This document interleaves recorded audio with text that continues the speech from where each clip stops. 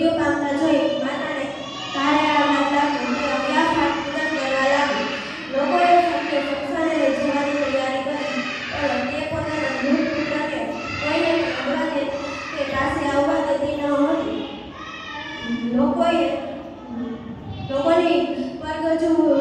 મૂંઝવણ વધી ગઈ.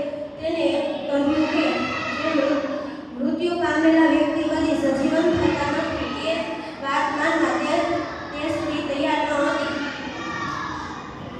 એક વ્યક્તિ સુધી તેને પોતાના મૃત પુત્રને ભગવાન બુદ્ધ પાસે લઈ જવાનું કહ્યું.